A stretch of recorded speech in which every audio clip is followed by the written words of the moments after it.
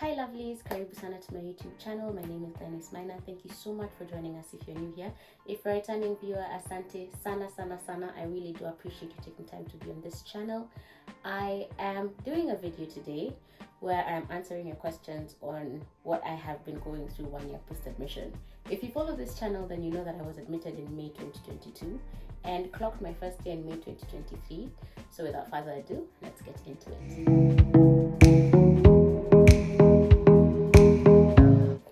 The questions written down in my journal. This was actually a gift from one of my friends, and the first question is did you have your drafting reviewed before filing post-admission?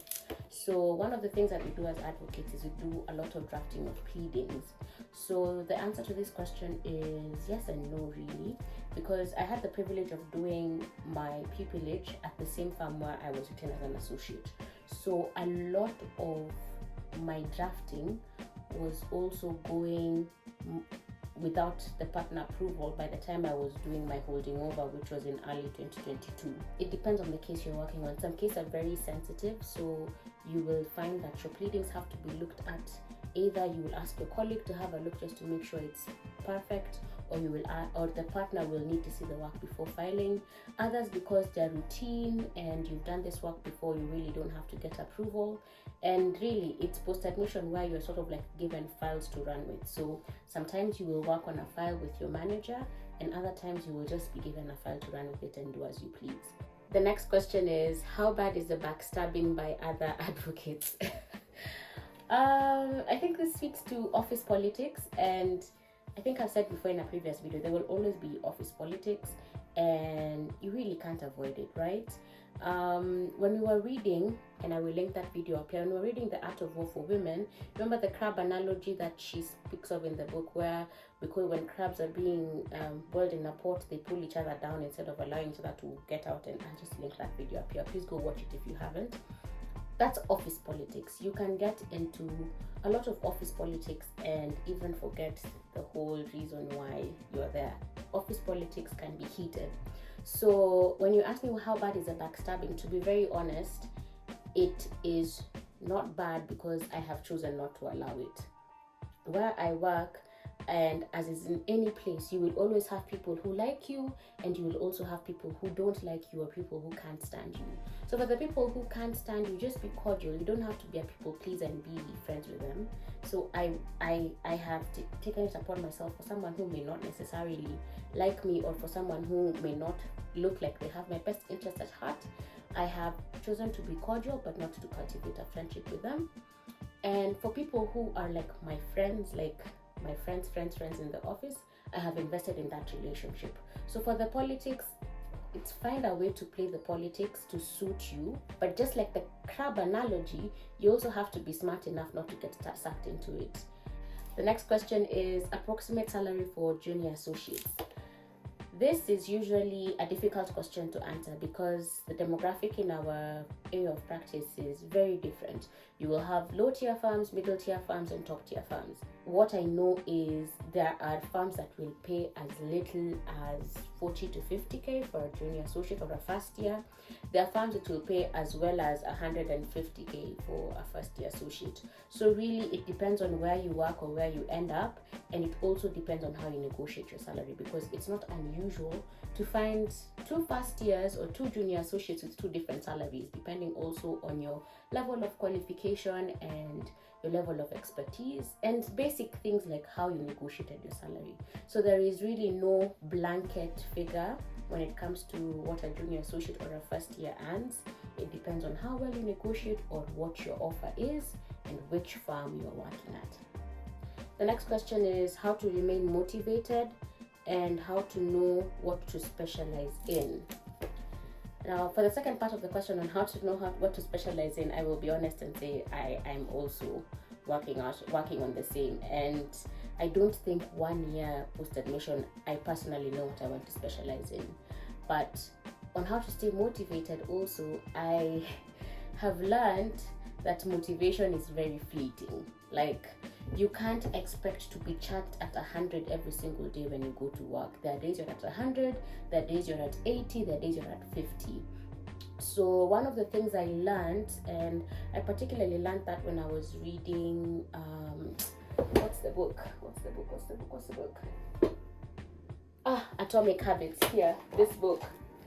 If you can't read it, Atomic Habits by James Clear. The goal should be get 1% better every day. And the thing with getting 1% better every day, you cannot rely on motivation or some internal energy to always come out when you're working and then you just hit it and run. So instead of relying on motivation, cultivate discipline. And you acquire discipline from coming up with a routine and sticking to it. And sometimes routines feel boring and they feel like they don't give you a lot of chance to explore, but really routines are what help you beat your deadlines. They're what help you remain consistent with your fitness journey. They are what help you make time for friends. What I can tell you is find a way to be disciplined, find a routine that works for you, stick to it, and become 1% better every day. And in case you need to learn these steps, just read the book I've told you. It will unlock your brain on another level. The next question is, how has it been transitioning from a trainee to a full-blown associate? One thing that happens, and I think maybe people don't talk about it, is on the day of admission, it feels like, oh my God, I've been admitted, it's huge, nini. But when you go back to the office, especially if you work in the same place, you still feel like you're going back to do the thing that you were doing. And even for the first couple of weeks, you never feel like something is different yet. So for me, how was it transitioning? My transition was forced down my throat because my seat was moved and I already had to acclimatize to a whole new sitting position. And then that is sort of like what told me, now you've become an advocate. You feel it as you go. Like when you have your first court appearance, when you have your first hearing, when you have your first open court hearing, not just virtual. So it's a very smooth transition, I would say, because I was in a place where I had already seen a lot of the background that happened. So I'm sure if you're going to work at a new firm where you weren't a pupil at, it will be a different experience. But for me, I had a bit of time to get over my sea legs because I worked at the same place. The next question is how to find a job. Now, this is a very tricky question because it's easy to just come and tell you, go to a website, see if they're advertising and apply. It's also easy to come and tell you, reach out to your friends and see if they know of places and apply. My journey on how to find a job is very well documented in the video I did on how to secure pupillage. In that video, I went to great lengths to tell you guys how I personally tried my best to secure pupillage, and that is what led me to the place where I am. It was not easy. I got a number of rejections, and it is a very humbling process looking for a job. So I would refer you to that video, but I would also say this in case you are in the process of looking for a job, the process of waiting, and now you feel like, oh, I have been admitted, I really need a job, I need this to come through. I would say do not tire in the search, because at the end of the day something will come of it. And I remember one of the best examples I have to answer this question is I did the Table Mountain hike last weekend, right? And I will insert a video somewhere so that you can just see the highlights, but you can go check on my Instagram. And in those hikes, whenever you're going on a hike, there's always the Subaru team. The Subaru team will hike that mountain in 2-3 hours and they'll have summited. Then there are people who take longer. I personally am usually in that second group that takes longer. And when we were going for this hike, I remember thinking, oh my God, I may not be able to summit this Table Mountain because I was so exhausted. The altitude was kicking me. I was really in a place where I felt I might not be able to summit. And when we were very close to the summit, and you know, the thing with the summit is you can see the summit. You can always see the summit. Like when you're close to the summit and your energy is draining, you can always see the summit. So I remember just seeing it and thinking, okay, I've seen it. I don't have to make it, but I've seen it. And the guys, the Subaru team, were now coming down when us guys were about to summit. And at that point, it sounded like this guy was being very, like, we've summited, so you guys are gonna summit too. And in that process, he said to me and the team that I was hiking with, and he was like, I know you're tired. It is just 15 minutes before you summit. The only thing I need you to do is put one foot in front of the other, and before you know it, you will be there. And it was until like days after the hike that I thought about that. And when I was going through like a bad day in the office, I just kept telling myself, just put one foot in front of the other. So in case you're in the process of looking for a job, you're doing those applications, you're doing those interviews, please just take the time to give yourself grace. Put one foot in front of the other. Try everywhere. You never know where your luck will come from, and you will summit, you will get that job, and you will be where God intends for you to be. So please do not give up if you're looking. Oh, the next question is connected. I wish I had seen this earlier. It says job applications, job interview, how to retain a job. So job applications and job interview, I will refer you to that video that I'm sure I have linked up here and below. How to retain a job. Wow, this is a skill. I have learned from my 1 year post-admission that being good is good. Like being good merit-wise, in terms of your papers, in terms of your academic qualifications, it is amazing. But retaining a job is so heavily dependent on soft skills. Because remember, these people already know you can do the job. So retaining it is not, are you good or are you not? They've given you the job, so they trust you. Retaining a job is very intentional. It is, are you able to relate with the people? Are you able to do good work and also cultivate a relationship with the people in the office? Are you able to identify the areas that work for you and you work well, and to strengthen that? So retaining a job, in my humble view, is it's based on soft skills. So what I would say is, even as you're getting into being admitted and you're getting into your first year, it's not in doubt that you can do the work. It's not in doubt that you've been admitted, that you're an advocate. Don't forget to cultivate your soft skills. And for me, a lot of my soft skills have been cultivated because of reading books and listening to podcasts. So usisikie umekuwa admitted that now you can relax. No, you always keep learning. Always. It never stops. The last question is, how is corporate life and where do you strike the balance?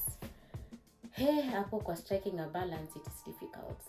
But how is corporate life? Now, I am in the litigation department. So I do corporate work, but a lot of my work is litigation heavy. In a nutshell, I would say corporate life is very structured. When you wake up in the morning, most of the time you know exactly what you need to do. You already know your to-do list at the back of your head, and you need to deliver on these things. If new things come up, at the point that you have been admitted, it is quite easy to predict the work that you're going to do. So corporate life is predictable, but corporate life is also very taxing, because you will have a lot of work on your desk where the buck stops with you. And for me, in my first year post-admission, I really struggled with delegating to the pupils who came in. So I would say there was a lot of heaviness during my first year, because I was struggling to do everything and to try and get my style of doing things. But I would really say, in case you're watching this and you're about to get into the corporate arena, find your group, find your team, learn to delegate, learn to ask for help. I would say corporate life is what you make it. There are corporate buddies who have found a way to get into the office at 10 and leave at 5:30, and they've negotiated their contract like that. There are times when corporate life is corporating and you're in the office at 6 in the morning and you're leaving at 10 p.m. So it is really what you make it, how you make it. It also really depends on the work that's coming across your desk. So there is really no linear answer to that. But on the second part of where do you strike the balance, I have learned that it is very easy to be consumed in your work. I personally have had times when work is just consuming my life, and I can look up and feel like, oh my goodness, I'm not able to do anything. For me, striking a balance goes back to what I told you about discipline. If you're not careful in your first year, because you are the workhorse, you are the youngest associate or advocate at the place you're working, you will be burdened with work. It is important to establish discipline, not just in your work life, but also in your personal life, and not to calculate. It's not even about a work-life balance, really. Because when you start thinking about a balance, and this is something I learned from one of the classes I'm doing right now, one side is always losing and one side is always winning. What I would say is try and create a work-life integration where your work and your life can be integrated enough to allow you to enjoy all the facets of your life. And this is something that I'm consistently working at, and one of the things that have really helped me have good work-life integration is I have learned to teach and to delegate in the office, meaning that even when I delegate, when it comes to reviewing the work, I am consistently trying to make sure that somebody is learning and benefiting, and delegating eases my desk enough. I would also say be very intentional with your friends and your family. It is difficult because you're also trying to climb the corporate ladder, but it is so important because these are the people who will be with you when your world feels like it's falling apart. Another thing I would say to get positive work-life integration is pray. God, me, evil, I tell you it's God, and I can't even, like, there is just, I personally believe, because I'm a believer, that everything you do is for the glory of God. So your strength comes from God. So God is the source. So please, always pray, always ask for guidance, always ask for help, and somehow things just work out. Me, there are days I've had deadlines. You're like, oh my goodness, how will I do this? And I feel like I'm having a meltdown in the office, and I just go to the door and I'm just like, God, you need to come through. So for me, if I was to tell you how have I achieved it or how am I trying to achieve it, it really is God. Please build discipline. Do your to-do list every morning and try to achieve as much as possible. Listen to podcasts that talk about, just basic life things, how to cultivate a good routine that works for you. And that knowledge seeps into your brain, and your brain adopts it, and you're able to now execute it at your own pace and in a way that suits you. Thank you so much, guys, for watching this video. I am so grateful that you have taken the time to watch this far. Please share this with someone who might need it. In case you're watching this and you've been admitted, congratulations, welcome to the bar. You will kill it, I have no doubt whatsoever. Please don't forget to be kind to one another and also to yourself. Bye.